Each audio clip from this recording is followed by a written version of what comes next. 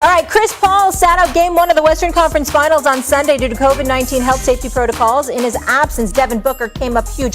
40 points, 13 rebounds, 11 assists, triple-double to lead the Suns to victory. Meanwhile, Kawhi Leonard hasn't played since injuring his knee in Game 4 of the Clippers series against the Jazz. Paul George has stepped up with Kawhi out, but it wasn't enough to get a win in Game 1. Magic Johnson, which team needs its star to return more, Clips or Suns? Definitely the Clippers, because I think that with home court advantage going to the Suns, you can win 4 games at home, right?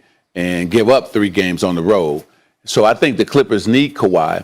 And Kawhi probably wants to play and redeem himself, just like we're seeing Paul George stepping up because of what happened last season. So I would say Kawhi needs to be back more for this series than Chris Paul with the Phoenix Suns. Couple of things. As an aside, I agree with Magic about that. I'd also like to remind the viewing audience out here that they're very, very lucky that Magic Johnson decided to just go back to being the ultra successful businessman, not running the Lakers franchise, because the basketball world wouldn't be fair, because Kawhi would have been in the Lakers uniform if this man was still there with LeBron and AD. I'm telling you what I know. He don't have to know. I'm telling you what I know. Now, all 3 of those guys were out. They're all 3 of them were hurt. 3 of them. Well, let me tell you something. They said they had to limp their way to that. Right. All right. Having said all of that, I'm going to tell you it's Kawhi Leonard. Yep. You want me to tell you why? Because without Kawhi Leonard, the Clippers ain't winning this series. Now, I give the Clippers major props. Ty Lue, exceptional job.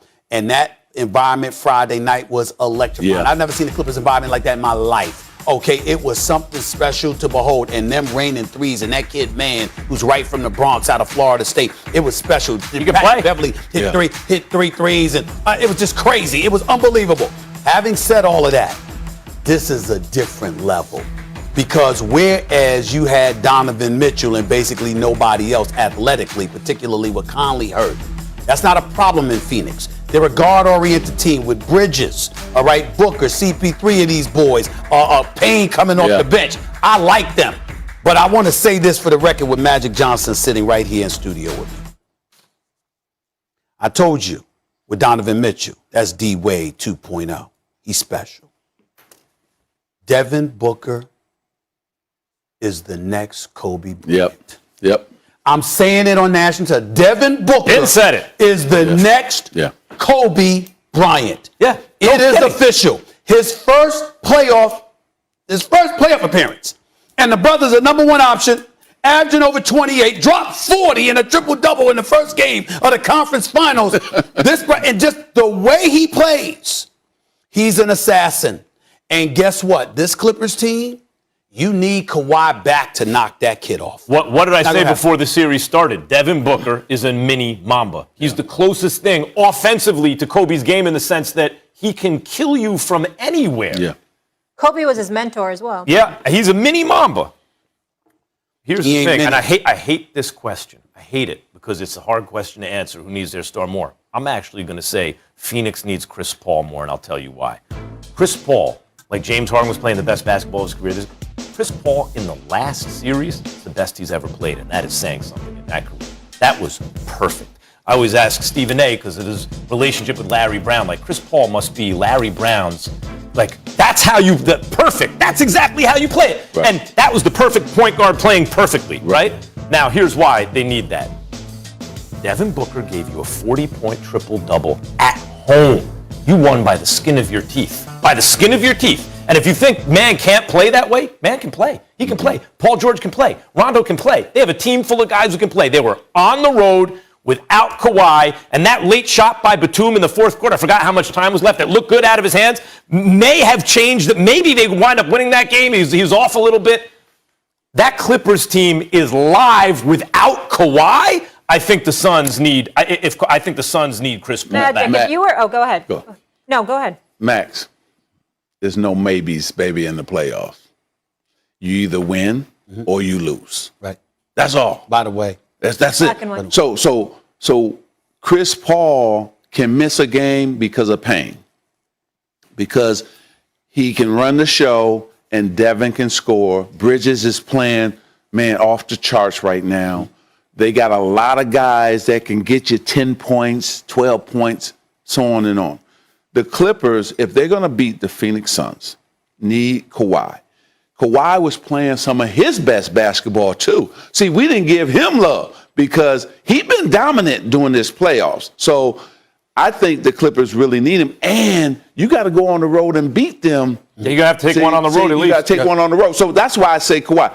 And you're right about CP3. He's playing the best he's ever played. But we know he's coming back. That's right. See, we know he's coming back. We don't know if Kawhi is coming back. I don't want to make, I know we got to go. I don't want to make my brother Magic sick at all. But as an aside, I don't even want to make you sick. And I actually like making you sick sometimes. But I got to tell you this. I actually heard that Brooklyn, PJ Tucker's camp, was telling folks he thought he was going to end up in Brooklyn. Yeah. That's the guy. He thought he was going to end up in Brooklyn. And for some reason, it didn't happen. Wow. If you Brooklyn, wow. How do you not grab PJ Tucker? I'm telling you. How do you let that man? I love P.J. Tucker. Yeah. He reminded me of Michael Cooper, who I used to play with. Great in the locker room, great with the press, great with, and does the dirty work. Hard out here, fellas. Let me get this breaking. Kevin Durant, otherworldly on Saturday night. The most points ever in a Game 7. Is Stephen A. ready to say Kevin Durant has taken the torch? Oh, baby, a right-hand jam. We're starting to get some pace. Floats for Capella, who grabs and flushes. Fires a long three. And that might be the Sixers season. This team is special, man. Winning this building, Game 7, it's huge for us. Good day. What's going on, everybody? Welcome into First Take. We have a 5-time champion, a Hall of Famer, a business mogul. He can dress in a smile that lights up any room. Irvin Magic Johnson. So good to see you, sir. Thank you, Molly. Thank you for coming to the East Coast for a hot second for us. You'll be with us the entire show. Oh, I'm happy to be here, too. My brother. Well, you know, you called, bro. I'm here, man. Come on, man. And I feel you. Good to see you, Max. You too, Magic, always. And dressed for the occasion. Guys, we got a lot to talk about. Stephen A. teased it. Let's do this. We ready? We ready? Oh, hell yeah, I'm ready. You want to start in the East Coast? Because I can do that. All right. Let's do that. We start with last night's elimination game. The Hawks were too much for the Sixers and advanced to face the Bucks in the Eastern Conference Finals. This series has been all about Trae Young and Joel Embiid. Embiid putting up 31, 11, and 3, but it wasn't enough. Ben Simmons, meanwhile, struggled. 5 points, 8 boards, and 11 assists in that pivotal play where Simmons turned down a scoring opportunity inside and passed the ball to Thibault. Joel, talk to me.